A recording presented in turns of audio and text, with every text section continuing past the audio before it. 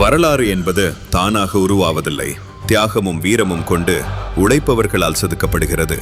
1974 திருச்சி மாவட்டத்திலிருந்து பிரிந்து புதுக்கோட்டை எனும் தனி மாவட்டம் உதயமான போது அதன் அஸ்திவாரக்கல்லை நட்டவர் திரு பெரியண்ணன் அவர்கள். கலைஞரின் அன்பு உடன்பிறப்பாக திராவிட கொள்கையை தனது மூச்சாக கொண்டு புதுக்கோட்டை திமுகவை தனது மூத்த பிள்ளையைப் போல வளர்த்தெடுத்தார். 1975 திமுகவிற்கு என்று தமிழ்நாட்டிலேயே முதன்முதலாக சொந்தமாக இடம்பெற்று மாவட்ட தலைமை அலுவலகத்தை உருவாக்கினார்.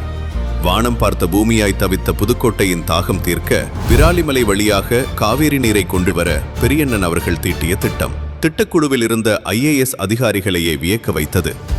தலைவர் கலைஞரின் கரங்களால் காவேரி கூட்டு குடிநீர் திட்டத்தை பெற்றுத்தந்த புதுக்கோட்டையின் பாதுகாவலர் அவர். மொழிப்போர், மிசா என அத்தனை அடக்குமுறைகளுக்கும் எதிராக எழுந்து நின்ற தன்மான சூரியன் பெரியண்ணன் அவர்கள். திமுக கழகம் எத்தனை பிளவுகளை சந்தித்த போதும் தலைவர் கலைஞரின் வழியிலேயே நின்று கழகத்தை காத்து நின்றார்.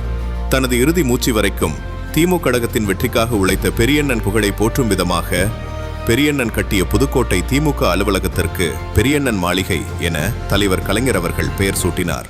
தந்தை ஊட்டிய திராவிட கொள்கையின் வழியில் புதுக்கோட்டையை திமுகவின் கோட்டை என நிலைநிறுத்தியவர் திரு பெரியண்ணன் அரசு. தளபதி அவர்களுக்கு கழகத்தில் முக்கிய பொறுப்புகள் வழங்கப்பட வேண்டும் என முதலில் உரக்க குரல் கொடுத்த தம்பி இவர்தான்.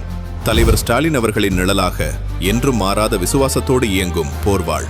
2003ஆம் ஆண்டு பெரியண்ணா மாளிகையில் கணினியுடன் கூடிய பிரம்மாண்ட நூலகத்தை உருவாக்கி கிராமப்புற மாணவர்களின் வாழ்வில் கல்வி ஒளியை ஏற்றினார்.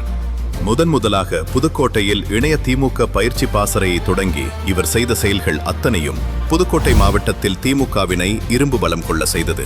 அரசுதான் இன்றைக்கு நம்முடைய கையிலே இல்லை என்று சொன்னாலும் இந்த அரசு நிரந்தரமாக நம்முடைய கையில் இருக்கிறார் என தளபதி அவர்கள் மேடைகளில் பேசும்போது தனது தம்பியை பாராட்டி மகிழ்வார்.